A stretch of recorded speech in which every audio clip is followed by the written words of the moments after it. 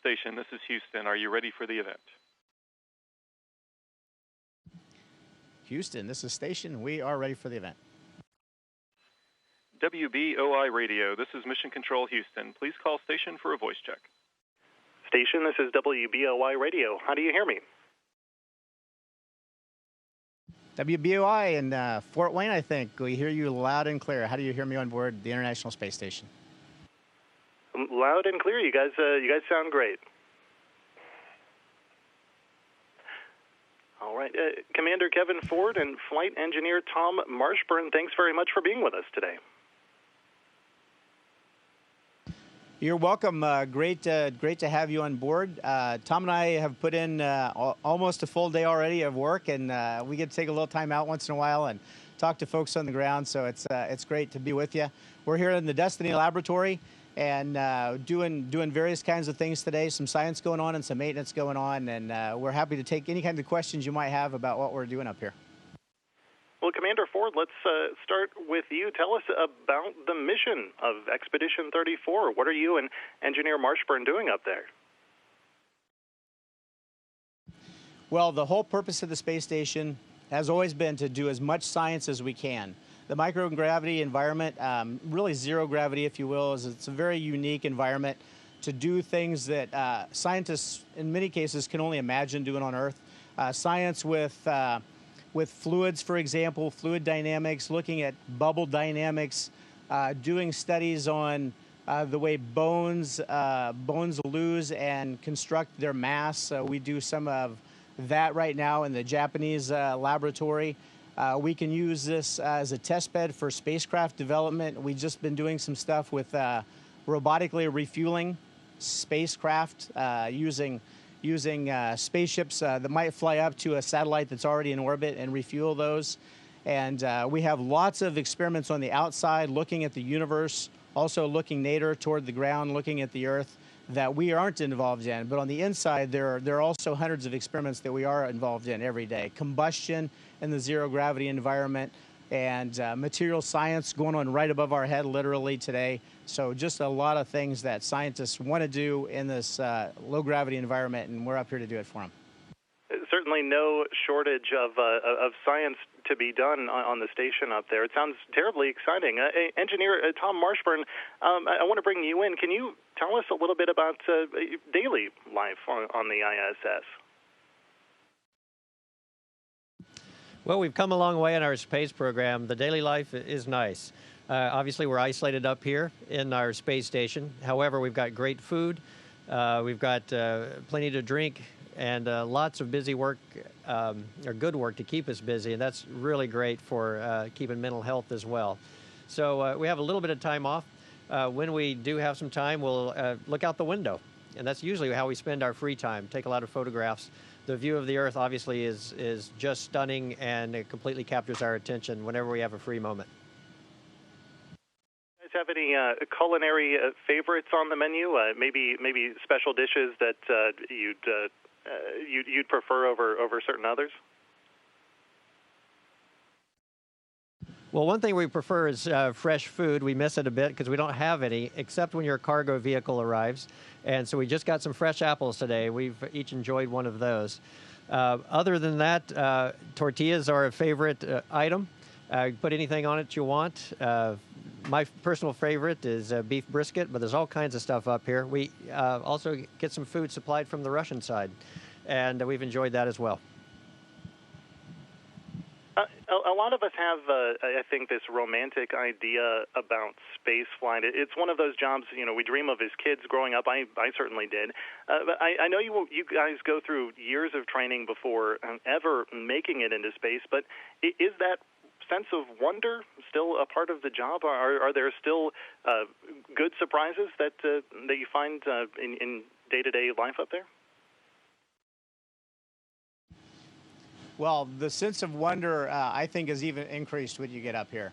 I remember the first time I reached orbit in a space shuttle, and the first thing I thought of, I was a pilot for Discovery and very busy with all my technical duties. And as soon as we got to main engine cutoff and we were in orbit and at 0 G, I absolutely could not believe what we had just done. I just thought the engineers who designed this really pulled this off, because it happens. You read about it, you see it on film and so forth. But when you really do it yourself, you really can't believe that you were just accelerated to 17,500 miles an hour, and you're suspended in microgravity, and you're orbiting the Earth, and you can see it all down below you. So the wonder is only increased. The realism, though, is something that from day to day, things like the hygiene that you have to do in space, working in space, working in all corners, working in a closed environment, and having to really maintain the systems you have with help from the ground, of course, huge help from the ground instruction, but having to put your hands on everything to keep the ship running, and just working in this it is a difficult environment to work in. The training to get here is also very difficult. So all along the way, you do put in some blood, sweat, and tears to get here, but it's doubly worth it when you get here and really get to see what living in space is like.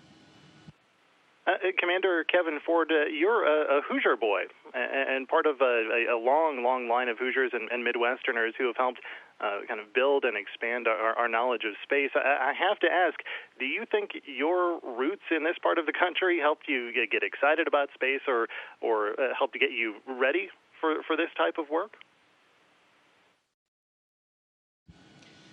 Well, I think so. There were a few things in my family history that struck my interest in aviation, for example, and looking skyward. The kinds of stuff my brothers were interested in is kind of what got me interested also.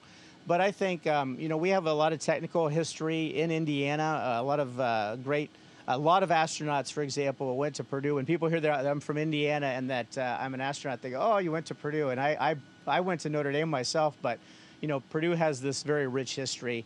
And I just think that part of the country, the work ethic and the study, and perhaps it's the Midwestern education that inspired me. So I think that was all really strong and kind of maybe is what took me down this path. So I still see it strong today. I know education is just a really big focus for Indiana, for the legislature down in Indianapolis, and it's really a wonderful part of our Hoosier state.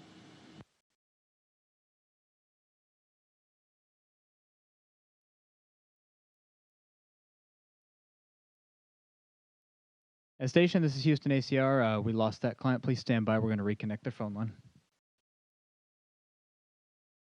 Okay, copy that. No problem.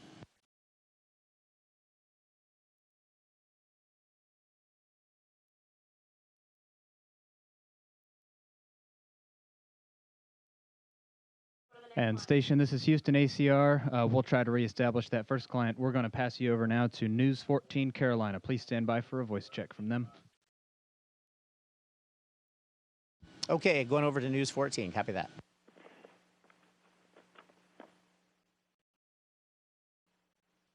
Station, this is Sean Flynn with News 14 Carolina. Can you hear me? Read you loud and clear. This is Tom Marshburn and Kevin Ford. Excellent. Welcome, gentlemen. First, Commander Ford, you've been there since October. Dr. Marshburn, you arrived in December. How are both of you adjusting to your time in space, and are you getting used to the sun rising and setting 16 times a day? Well, Commander Ford's been here a couple of months before we arrived, but I think Chris Hadfield and myself are adapting quite well.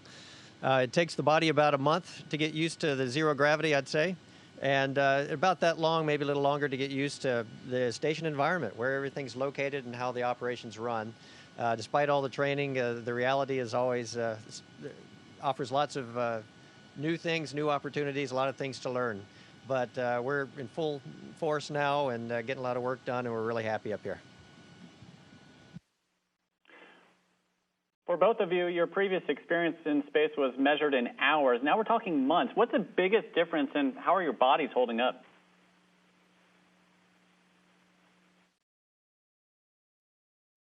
Well, I've been here about 110 days now, and it is a completely different experience, no doubt about it. The space shuttle flight was trained for and very well choreographed before you come. There are hopefully few surprises on a 14-week shuttle flight. Almost every procedure I ran, I had run before in simulations, and I had made notes in those procedures about what I was going to do. And up on space station, day-to-day life and week to week can be very different, very surprising. You really never know what's coming your way in terms of, maybe systems malfunctions and fixing things up and that sort of thing. So it's a different kind of mindset coming up here for a long duration flight.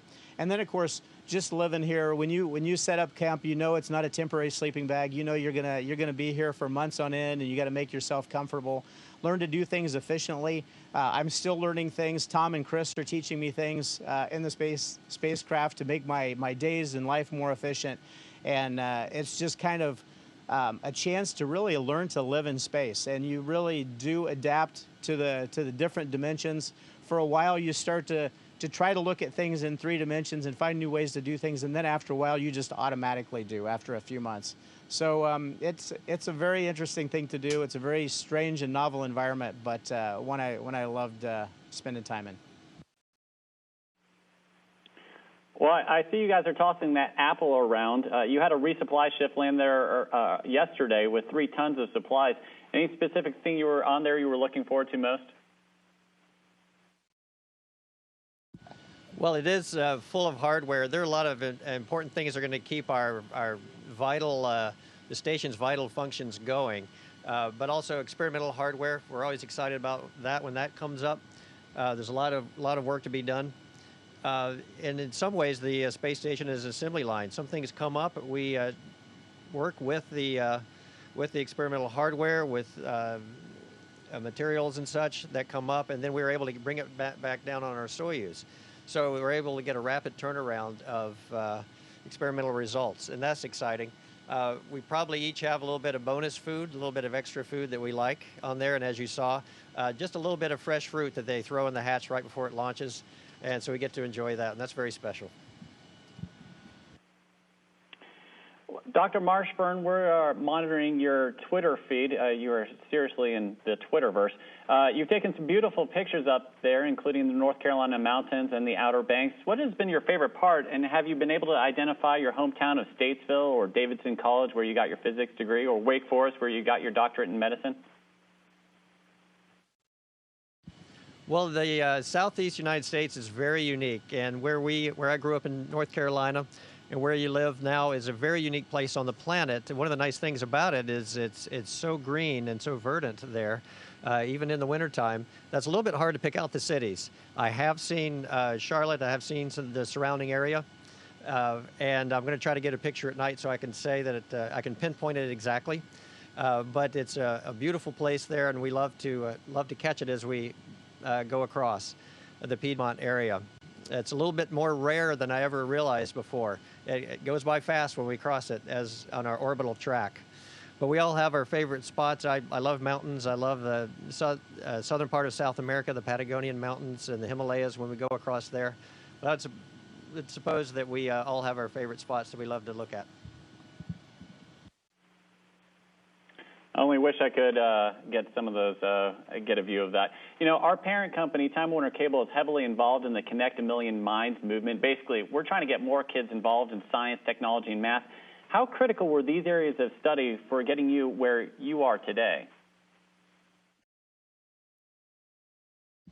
Well, one thing astronauts frequently tell students, and it's a very true statement, is first of all, you fall in love with something. And studying hard and taking a wide breadth of types of courses helps you in that regard. If you're curious, if you fall in love with something, then I would use the time in school to get really good at learning how to learn, and learning how to learn anything, but particularly the subject that you love. And if you love it, you'll do well in it.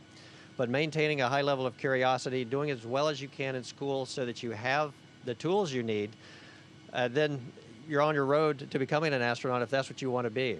Up here, we're learning every day. It's a skill that never goes away, particularly in this type of job. So I highly encourage students to fall in love with something, look around, and then get really good at learning how to learn. And this question is for one or both of you. This mission is being called a beehive of activity. Can you explain some of the experiments you're conducting so that we can understand it and how they impact us down here? Well, yesterday I did an experiment called capillary flow experiment. We just call it CFE for short because we love acronyms at NASA. And this experiment is looking at different kinds of vessels and how best to control fluid in a vessel with a particular emphasis on bubbles and how bubbles move around. I don't know if perhaps you've been in a hospital environment or a doctor's office and you've seen maybe the doctor or nurse trying to flick a bubble out the end before they hook it up and give you an IV or give you a shot or something like that. And we have the same problem in fuel tanks, for example, and spacecraft. And you might have these same kinds of problems in water lines and pumps on the ground. And pumps don't like to mix water and air. They like just pumping, or fluid and air. They like to just pump their fluid. So this is a particular area of study that's been troublesome for engineers for a long time. And we did that. I spent the afternoon yesterday working an experiment with some scientists in Portland, Oregon, who are focusing on this. And because you can look at it in the microgravity environment, you can look at bigger bubbles and how these move around. And it's very, very interesting, extremely interesting. We're able to control these things and move them to where we want. So that's a big advance. When I first arrived, I did some work with some fish called Medaka that have bone structure that's just like mammals. And they can look at the way the bone is created and destroyed, the osteoclasts and osteoblasts, and learn a lot about what happens to us in space when our bones are unloaded for long periods of time, and take this research back and maybe at some point eliminate something like osteoporosis sometime down the line. It would be a huge advance, of course, for so many people who suffer from that as elderly. So those are things we do weekly. I'll let Tom talk about a few others. Yeah, we could keep on going and take up all the time with this. There are over 130 experiments going on, some of which we're involved in, some of which are going on to control from the ground or just even automatically. I've been involved in some medical experiments as well. We've been using ultrasound to look at the ways in which the body changes here in zero gravity. Ultrasound obviously is not new, but we're using it in ways that it's not used on the ground. And as it turns out, it has a lot of applications in medicine, terrestrial medicine, particularly in areas that are generally underserved. And so it's been expanding medical care in underserved areas as well. Very good. And how are the fish holding up? Well, that's a great question. All the fish have gone to science now. So they all launched on my Soyuz, actually. There were 3 crew members, 2 cosmonauts, Oleg and Yevgeny, and myself on board a Soyuz that launched back in October, and 32 of these Medaka fish. And at various stages in their lives and development, we fixed them, and they're ready for science now. So they'll go home with us as well, but as frozen fish. And they'll look at how their bone was at the time that they were fixed. So that's the way this experiment works. And like I say, it's just got so much potential to tell us a lot about bone loss and degradation. Very good. They gave their lives for science. Commander Ford, your time is on the space station is up next month. Dr. Marshburn, you're coming home in May. What will you miss most when you come home, and what are you most looking forward to when you get back on terra firma? No, I'd say we all miss those we love the most and our friends. But besides that, I'll be looking forward to a hot shower, some running water, feeling the wind, and maybe the grass or the sand on my feet. And after that, some food, some fresh food would be great. Kevin? And I'll just add, we do live in a beautiful space station. It's about the interior volume of a 747, but try spending 4 months in a 747 sometime. So we love it. It's a very, very special thing to get to do. But I'm an outdoorsy kind of guy, so I love being outside playing golf and going out for a run in my neighborhood in Seabrook, Texas right now. And so I'm looking forward to some time outside, and like Tom said, seeing wildlife again, smelling grass, and just really enjoying the planet. Because as beautiful as it is here, really, you live on the best spaceship that is the planet Earth. So I'm looking forward to getting back and learning to live on Earth again. All right, Commander Ford, Dr. Marshburn, thank you so much for joining us. And Dr. Marshburn, when you get back down here, we definitely want to catch up when you come back home to visit North Carolina. I can't wait. Looking forward to it very much. Thanks for this chance to talk to you. Station, this is Houston ACR. That concludes the event. Thank you. Thank you, WBOI Radio and News 14 Okay, copy. Carolina. Thanks very much. Station, we are now resuming operational audio communications.